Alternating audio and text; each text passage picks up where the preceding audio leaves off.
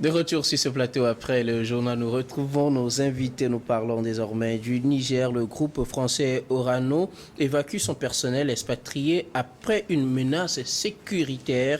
Le groupe français Xareva avait annoncé vendredi soir avoir évacué son personnel expatrié et d'autres étrangers vers Niamey en raison d'une menace sécuritaire près de la ville d'Arlit dans le nord du pays où le groupe exploite de l'uranium. Pas de réaction officielle du Niger, mais l'on soupçonne une activité terroriste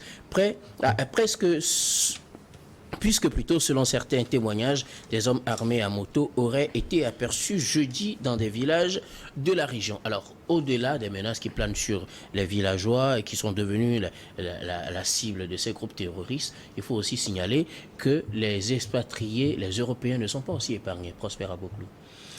Oui, vous savez, on dit souvent comme on fait son lit, on se couche. J'ai l'impression que tout ce qui se passe dans cet espace est savamment fignolé, allais-je dire, parce que lorsqu'il y a des alertes ainsi, comme on appelle, des alertes qui sont faites sur des situations, je ne sais pas comment est-ce que la réceptivité a été et que rapidement, on commence par évacuer 16 personnes, dont 12 occidentaux et 4, je crois, africains, ouest-africains. Moi, je suis un peu dans je dirais, dans le flou par rapport à ces situations. Parce que ce faisant, on est en train de faire toujours la propagande pour ces terroristes. Comment on peut voir, on dit avoir vu des gens à moto qui demandent s'il y a des expatriés occidentaux dans le milieu, et puis rapidement on a compris que c'est la situation qui doit prévaloir et on a commencé par évacuer un certain nombre. Bon, ce qui veut dire tout simplement qu'il y a pour moi des connivences. Vous savez, lorsque je regarde un peu les chiffres par rapport à l'exploitation de l'uranium dans cette zone-là, j'ai vraiment comme on appelle, la réponse à ce que l'on envoie des groupes terroristes pour pouvoir piller, c'est-à-dire que aspirer une partie de cet argent, parce que vous n'êtes pas sans savoir que ces groupes terroristes, quand ils viennent faire les actions, ils demandent des rançons. Bon, ils prennent des rançons énormes, mais on nous fait croire que tout a été fait de manière pacifique et que les terroristes ont libéré les otages et que rien ne s'est passé. C'est faux. Là, moi, je comprends maintenant l'astuce. Donc, ce qui veut dire que pourquoi est-ce qu'on s'est empressé de rapatrier rapidement les gens? Cette fois-ci, on ne veut plus payer des rançons. Cette fois-ci, on ne veut plus rien donner. C'est pourquoi on l'a fait. Moi, je crois que le Niger est en train de payer le plus fort de ce que son général Garka, je crois, a dit la dernière fois sur les antennes. Et aujourd'hui, c'est la nouvelle du Niger qui vient. Des terroristes qui sont annoncés la dernière fois. Il y a, comme on appelle, une voiture de la gendarmerie qui a sauté sur une mine, faisant 7 morts. Aujourd'hui, c'est les alertes au niveau de Arlit pour pouvoir... et on a évacué des gens. Donc moi, je crois quand même que nous sommes dans un flou kafkaïen. Et on est en train encore donc de fignoler un certain nombre donc, de plans pour pouvoir répondre au Niger qui dit, alors que dans cette zone dont on parle, il y a des bases militaires américaines, françaises, occidentales, qui sont là et qui, malgré cela, il y a encore où sont les satellites qui sont mis en exergue. Aujourd'hui, il y a des satellites qui filment même les mouvements de troupes, comme on appelle, russes, contre l'Ukraine. Et aujourd'hui, les bases militaires françaises, américaines qui sont dans la zone, n'arrivent pas à identifier, ce sont des individus qui ont identifié ces gens-là pour le faire. On est où là? La question est de savoir ce qui se passe. Vous savez, j'ai des chiffres, moi je voudrais qu'on parle un peu des chiffres. Orano, il y a une information qui est sortie, ça, bon, on le prend, cette information-là, c'était avec des préceptes et des gants, comme quoi il y a eu 5504 milliards de francs exploités chaque année au niveau donc de Arlit. par rapport à la mine du minerai. Et le Niger n'en reçoit que 6 milliards de trucs là. Bon, les Occidentaux ont sifflé, donc on dit que cette information n'est pas vraie. Mais selon SICA, selon les informations donc, du site SICA, révélées donc reçues auprès de la BCAO, c'est la BCAO cette fois-ci, qui dit que l'uranium au Niger a rapporté 145,7 milliards de francs CFA. Où voulez-vous en venir? Oui. Nous parlons d'une menace qu'on a évacué des gens. Je voudrais en venir à cela pour dire que, quelles que soient les circonstances, les circonstances dans lesquelles on est, les terroristes, quand ils circulent dans la zone, c'est qu'ils savent qu'il y a quelque chose qui se passe là. Il y a de l'argent. Je voudrais parler donc de la précarité de la zone, de cette zone-là. Ce qui fait que nous parlons donc de l'inégalité souvent, parce que c'est ça qui amène les gens à prendre les armes contre X et Y. L'inégalité dans la répartition des ressources. Tout ça là amène à ce qu'on ait des idées. Mais moi, je crois quand même que, pour moi, c'est une farce, ce qui se passe là. Le fait d'évacuer ces gens rapidement, on nous dit que dans quelques jours, ils vont encore revenir.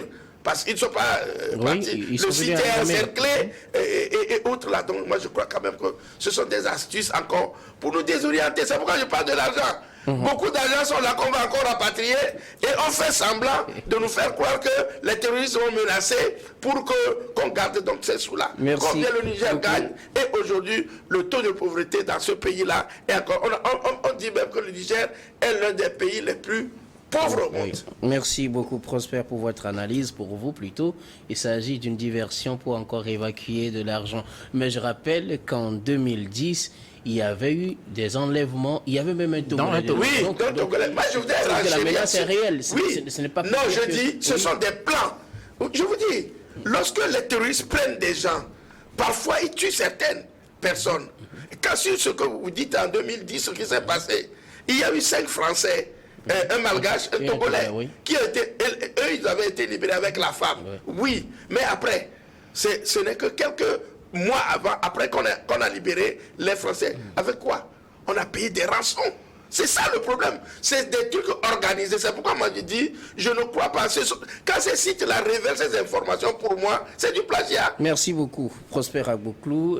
Rodrigue Aego, la menace, en tout cas, pour ces informateurs, a été réelle au point où ils étaient obligés d'évacuer le personnel, une partie du moins du personnel des expatriés français qui ont été évacués sur Niamey. Quelle lecture faites-vous de la situation? Pensez-vous, comme Prosper Agboklou, que ça s'agit de montage? La première question que je me pose, est-ce que ceux qu'on a évacués là sont les seuls fonctionnaires étrangers dans la zone? C'est la grande question. Puisque l'entreprise n'a pas donné tout ça. Areva, qui est devenu Orano, oui, exploite des minerais depuis 50 ans. D'accord. Et la dernière fois, l'information, ce n'était pas par rapport aux minerais. C'était beaucoup plus le signalement de la présence d'hommes armés dans la zone. Au niveau des postes frontaliers. Mais qui aurait aussi, selon d'autres informations, posé des questions aux habitants pour savoir s'il y avait des expatriés dans la zone. Est-ce que cela n'est pas encore. C'est-à-dire, juste après les déclarations du fameux général Lamy de Prosper Lallemand, on avait juste signalé la présence des hommes, des groupes armés, disons, qui cherchaient à s'installer de part et d'autre. D'accord? Et on avait dit que c'était une réponse immédiate à ce que je peux appeler insuffisance de ce général-là, qui est trop vite, qui a mis la charrue devant le bœuf et qui a disparu des radars. Il ne parle plus. Donc aujourd'hui, la lecture immédiate que Rodrigue fait, c'est une guerre de contrebandiers. C'est-à-dire des gens qui exploitent officiellement l'uranium, l'or et les autres minéraux, qui laissent quelques miettes à l'État nigérien et le reste est rapatrié pour aller fabriquer tout ce qu'on peut fabriquer, venir nous revendre ça en Afrique cher. Et dans ce genre de business, il y a forcément certains qui ne sont pas tout de suite dans les premiers rangs autour de la table, mais qui veulent aussi manger, qui organisent des contrebandes pour aller attaquer, prendre leur part. Les preneurs d'otages dont on parle, comme Prosper l'a dit, tout ce qu'on paye comme rançon là. Ah, j'avais déjà posé cette question plusieurs fois dans ce même studio. À qui paye-t-on les rançons? Aux ravisseurs, bien sûr. Aux ravisseurs. Oui. Et avec qui discute-t-on avant de payer les rançons? Aux ravisseurs. Effectivement. Par quels moyens discutent-ils? À visage découvert? Peut-être qu'ils mettent en place des canaux de discussion. Des canaux de discussion. Parce que vous et moi, et les rançons, où est-ce qu'on dépose les rançons? Dans quelle banque? Avant, j'analysais, je ne comprenais pas. Jusqu'à ce qu'on enlève 2000 filles de Chibok. Ouais. J'ai dit, mais tiens, ça c'est une tromperie. Prosper l'a dit tout à l'heure. Les satellites, les radars positionnés un peu partout, qui savent là où se trouvent des politiciens, n'ont pas pu démasquer les 2000 filles qu'on a traînées comme une bétail. 2000. Comment est-ce qu'on peut comprendre ça? Et au même moment qu'on n'a pas retrouvé les traces de ces filles-là, on avait à l'époque enlevé, je crois, 1 ou 2 Français, un couple italien. On a payé les rançons et on les a libérés. Où est-ce que ces échanges-là se font? Avec qui? L'argent va où? N'est-ce pas peut-être pour éviter cela qu'on évacue aujourd'hui les gens non, mais pour moi, l'évacuation, c'est un faux problème. C'est pour dire, on éloigne les gens du champ de bataille où les gens vont... Ou soit on éloigne peut-être des témoins encombrants, de potentiels témoins encombrants, pour que les gens se parlent le langage business autour de l'uranium. Est-ce que quelque part aussi, on n'est pas aussi... Vous savez que pour transporter l'uranium, on n'est pas dans les suppositions. Pour transporter l'uranium, vous savez que déjà, là où on exploite l'uranium, il y a des dispositions à prendre pour éviter la contamination. Oui. Donc tout le monde ne s'approche pas de l'uranium sans avoir les combinaisons nécessaires pour y aller. Moi, Rodrigue, est-ce que je peux avoir accès à ces combinaisons-là? Parce que l'uranium, c'est à un haut niveau. Et aujourd'hui, la course à l'armement sur le plan mondial, c'est ça qui révèle le fait que l'uranium constitue, je dirais, un péché. Dans tous les pays où on découvre l'uranium, ce qui suit, c'est soit le terrorisme ou la guerre qui arrive. Donc il faut comprendre que nous sommes sur un terrain où des commerçants comment dirais-je, se défient pour que le meilleur puisse gagner. Si je comprends bien, en des termes plus clairs, vous n'êtes pas en fait du même avis, ou bien vous n'acceptez pas le fait qu'on dise que pour des causes de sécurité, on a évacué le personnel d'Orano, le personnel expatrié d'Orano vers Niamey. Pour vous, c'est-à-dire qu'un groupe d'hommes à moto qu'on n'a pas pu identifier, alors que le général nous a dit, Prosper l'a dit tout à l'heure, il y a des bases américaines, des bases françaises, etc. dans la zone, et des hommes, pas un seul homme à moto qu'on peut envoyer comme précurseur pour aller qu'on peut envoyer comme précurseur pour aller titiller le terrain, voir à peu près les positions des uns et des autres, ou voilà, tâter le pouls des populations, etc. Mais un groupe d'hommes à moto qu'on a suivi, voilà, et puis la réaction immédiate, c'est de mettre à l'abri les expatriés. On a bien fait de les mettre à l'abri pour éviter des dégâts peut-être collatéraux, mais je me pose des questions. Et vous n'y croyez pas du tout? Non, pas que je n'y crois pas. Qu'est-ce qui se trame derrière cela? Est-ce à dire qu'on est sûr que là où on les a mis, parce qu'ils ne sont pas partis, on les a juste mis à l'abri dans la capitale. Oui. Ça veut dire qu'on libère le terrain de l'autre côté. Écoutez, le terrain libéré, venez vous battre. Merci beaucoup. Rodrigue, on vous a je me pose des questions. Vivien, quelle lecture faites-vous de cette situation? On a une menace sécuritaire, on a pris la décision d'expatrier ou bien de ramener les expatriés à Niamey pour un temps. Donc on les autochtones. Et quelques autochtones, on les amène à Niamey pour un moment. Qu'est-ce que vous en dites? Êtes-vous du même avis qu'il s'agit d'un montage pur et simple? Non, est-ce que c'est un montage? Non. Mais qu'est-ce qui peut amener à penser effectivement à un montage? C'est ce qu'on a vécu déjà par le passé. Parce que, ne vous trompez pas, le service de renseignement français est très, très, très avancé. Et c'est comme le Qu'est-ce qu'ils viennent faire là-dedans? Oui, c'est comme le service de renseignement du Togo aussi, fait partie des meilleurs, du moins en Afrique. Et je sais de quoi je parle. Même si maintenant, mondial, on en parle également. Oui, oui. Et vous prenez un service comme le service de renseignement français, ils nous ont dit déjà que en 2022, 2021, dès l'année, nous aurons telle attaque dans telle zone. Et ils ont prévenu leurs ressortissants de prendre des dispositions pour quitter cette zone-là.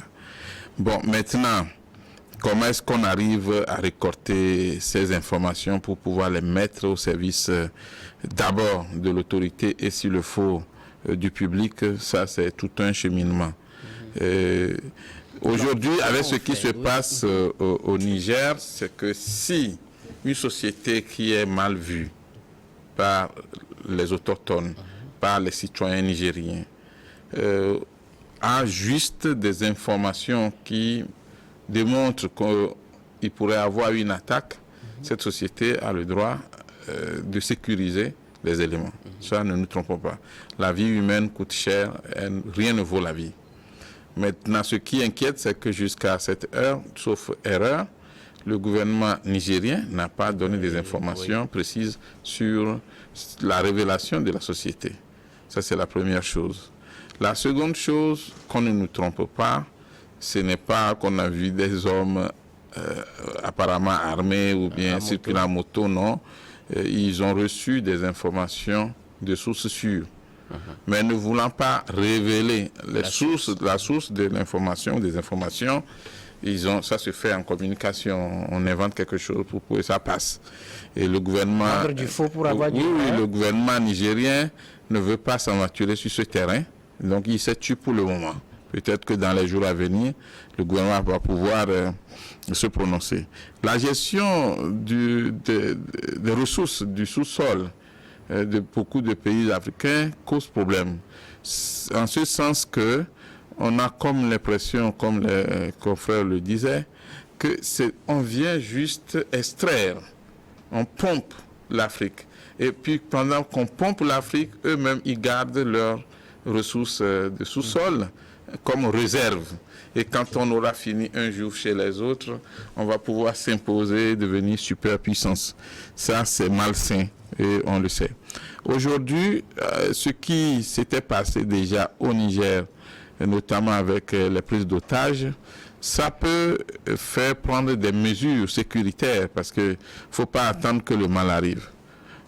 Est-ce que le site est sécurisé? Oui, moi ce que je n'ai pas aimé dans le communiqué de la société, c'est qu'on dise pour sécuriser le site et le personnel. Non, c'est le personnel qu'on sécurise d'abord. C'est pas le site d'abord. On doit sécuriser le site. Les hommes. Si c'est sur le plan géographique, d'accord. Mais en termes business, la façon dont c'est libellé, on a comme l'impression que c'est plutôt ce qu'on essaie d'extraire qu'il faut plus protéger que les hommes. Et donc, je pense que il faut protéger les hommes en même temps que protéger le site. Mais les hommes doivent passer d'abord. Donc, faire partie ces personnes de ce milieu pour Niamey, je pense que c'est une bonne chose. Mais la question, quand est-ce qu'on les ramène ou bien qui va les remplacer, puisque tout le monde sait que la société n'est pas prête à quitter, à plier bagage à cause de ces menaces-là, fut-elle vraies ou pas. Mais suivant les informations, le gouvernement nigérien est en train de prendre des dispositions pour sécuriser encore plus la zone et puis l'avenir nous dira. Moi, je crois que... S'il vous plaît, oui, on est à la fin. Le temps est parti pour ces sujets largement dépassés. Vous allez préciser, nous marquons la pause puis on revient pour la dernière partie.